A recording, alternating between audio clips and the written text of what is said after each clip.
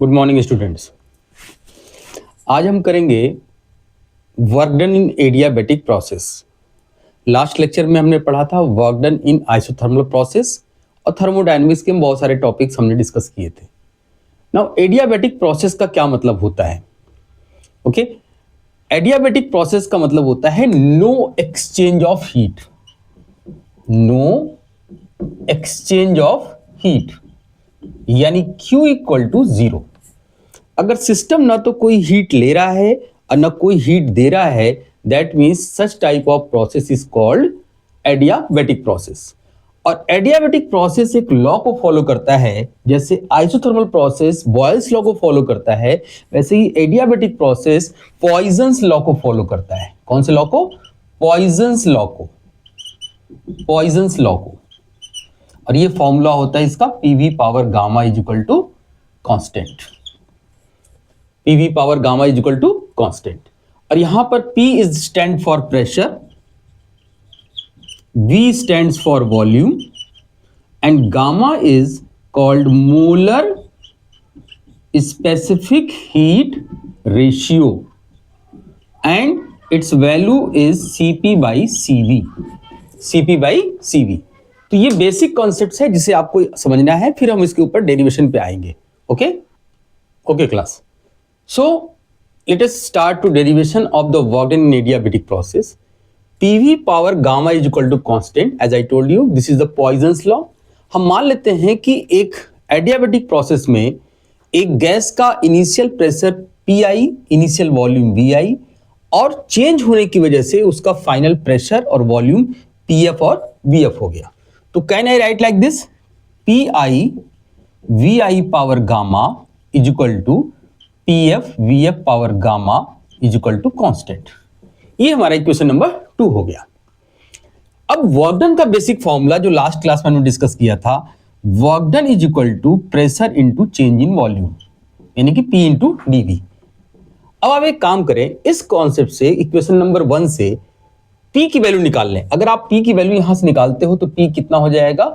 K upon V power gamma. इसको आप क्या लिख सकते हो? K V power minus gamma.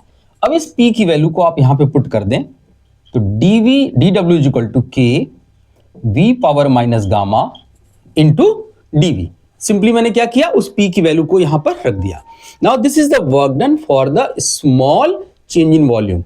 अब फाइनल से इनिशियल जाना है तो हमें इसको इंटीग्रेट करना पड़ेगा। अब हम दोनों साइड को इंटीग्रेट करते हैं।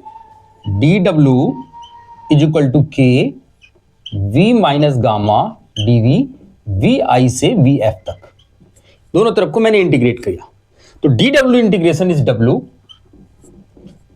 And K and V power minus gamma, जिसको इंटीग्रेशन नहीं आता एक मिनट देख लो, x power n dx is equal to x power n plus 1 upon n plus 1।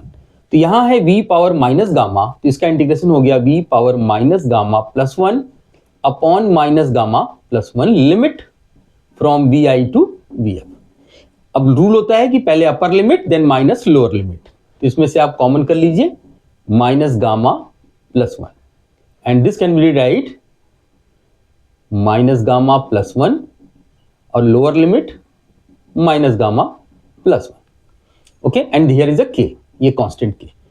अब आप इस K को इसके अंदर मल्टीप्लाई करोगे, इस K का मल्टीप्लीकेशन इसके अंदर भी होगा और इसके अंदर भी होगा। बस एक आपको यहां पर छोटी सी प्लानिंग करनी है कि इस K की जगह पर तुम रख सकते हो PI VI पावर गामा या K की जगह रख सकते हो PF VF पावर गामा। बस एक छोटी सी प्लानिंग करनी है कि जब आप इस K को VF से मल्टीप्लाई करोगे तो आप रखोगे PF VF पावर गामा, और जब आप इस K को VI से मल्टीप्लाई करोगे तो K की जगह पर रखोगे PI VI power gamma. Okay अब हमने K से मल्टीप्लाई करके इन वैल्यूज को मैंने पुट कर दिया।